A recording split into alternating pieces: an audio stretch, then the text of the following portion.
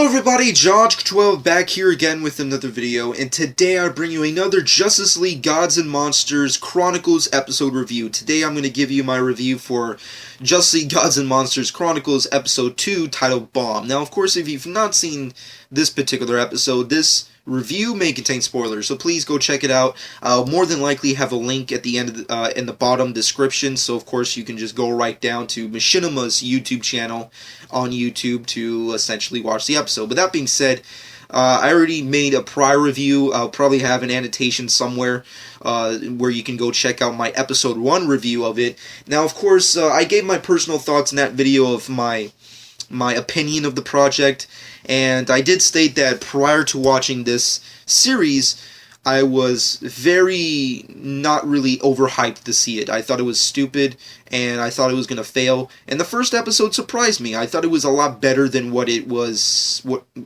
projecting to me prior. I still don't think it's an amazing series, but I think it's definitely a decent, worth watch kind of series. That being said, today is a very Superman heavy episode where we get the Superman side of things, and of course this universe gives us an alternate version of the Superman we're used to seeing in the normal canon. That's of course the fact that this Superman was and is the son of General Zod, and if I'm not mistaken, instead of being raised by the Kent family, he was raised by Mexicans.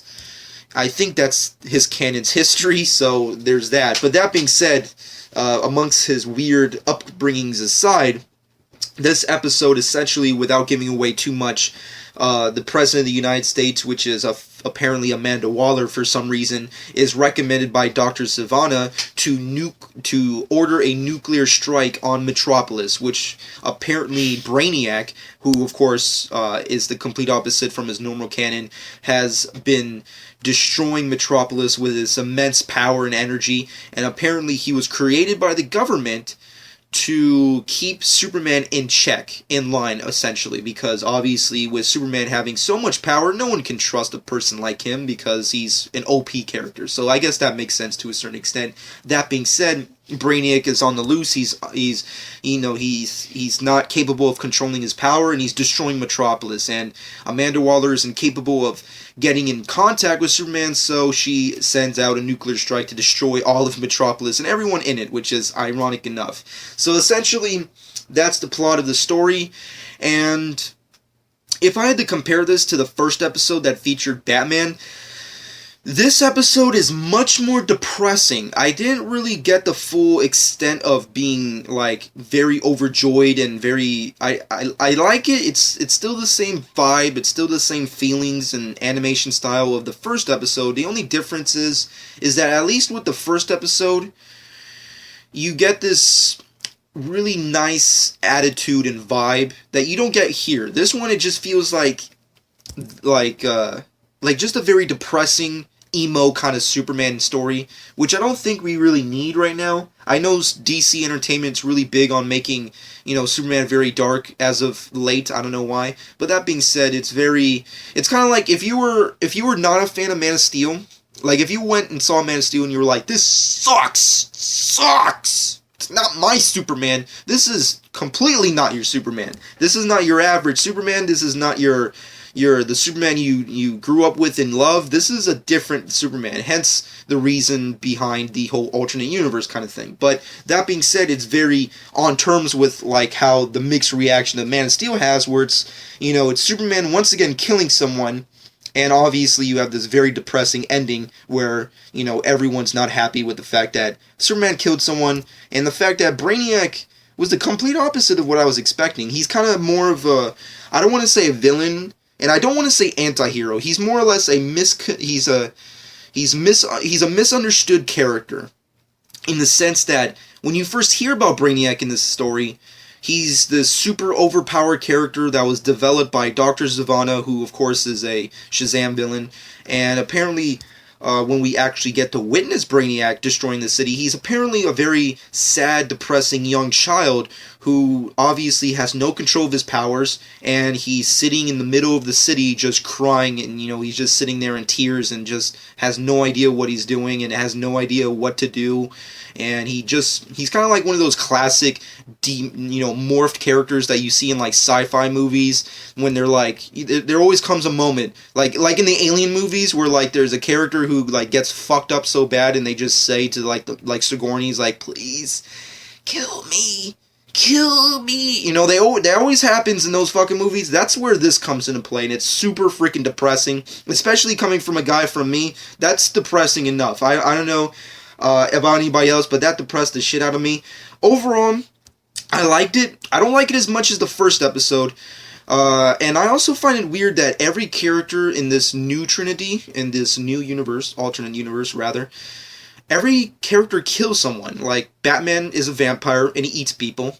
There's that. And then Superman is Mexican and he's General Zod's son and he kills people. I wonder how Wonder Woman's gonna be. Like, is she Amazonian? Is she a sci-fi, like, alien, ranger? What? I don't know. I'm very interested. I'm pretty sure that's gonna be the finale of this season of prequel episodes for Gods and Monsters Chronicles, which I'm pretty sure is the Wonder Woman one, which will, I guess, lead up into the movie or what have you. But that being said, episode 2 I liked. I don't like as much as the first one, but I think it was pretty decent. I like mostly, I think the second half of the episode. The first half is boring. The second half is where it's at. That's where I like everything else. And I like the redesign of Brainiac. I think he was a very sad and interesting character to watch. I wish we could have gotten more to see with that kind of Brainiac, because usually when, like, if you're a Superman fan, whoever's listening, Brainiac, he's like, he believes he's a god, and he's kind of like Ultron. He has this god complex, and he believes that humans are inferior species, and he just wants to kill them all and like put them in like a little glass bottle or whatever the fuck he does. He's that kind of a guy. He's a robot. He doesn't care about humans. He doesn't care about Superman. He's all about stealing cities and putting them in bottles. I don't know why, but he likes that. This Brainiac is a child stuck in a super overpowered, body who has no idea what he's doing and just wants it to end. And that's very interesting, and I like that they went with that approach with Brainiac. So if they ever like expand on this kind of version Brainiac has, the story that he has, I would love to read it. I fucking love this version's Brainiac. Although his design, even though I liked it, had a little too much inspirations by like the Green Lantern Guardians or whatever. I don't know, that's just me. But that being said, overall I liked the episode, not as much as the first one, so I have to give it a good 7, maybe 7.5. Definitely a decent 7 out of 10. Good episode, not the greatest out of the two, but I think it was pretty decent. Superman I was not a huge fan of in this episode. I think I don't know, I just wasn't into him. Brainiac, I loved it. Amanda Waller's the president. God help us, and there you go. And Metropolis is being destroyed all Man of Steel style. So of course there's that. But but at the end of the day, I'm definitely going to be reviewing the last episode, the third one. And let me know what you personally thought in the comments below. What did you think about Justice League Gods and Monsters Chronicles episode 2 titled Bomb? Did you see it? Obviously go to Machinima's channel to check it out.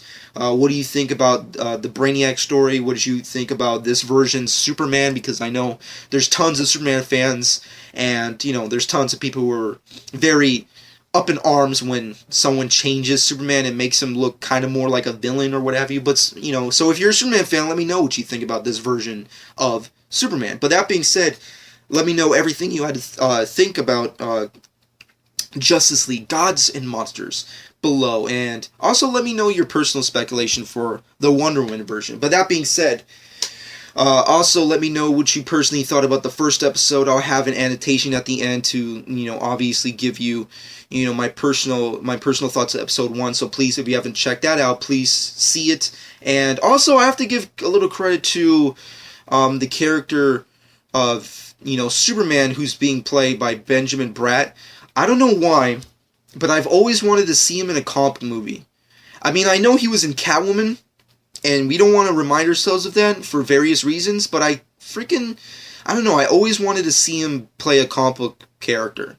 So I guess it was nice to see him do the voices for Ben. I wonder, did he do any more voices? Someone clarify that in the comments below. And also, I have to get up to Tara Strong once again. Oh my god, Tara Strong, she's just awesome. She freaking did the voice of Harley Quinn and Brainiac, and oh god, she's amazing. Great choice. Fucking awesome, Brainiac. Brainiac was the highlight of this episode for me. But in the comments, let me know. Subscribe to my channel if you've not done so already. Hope you guys enjoyed this. Been John 12.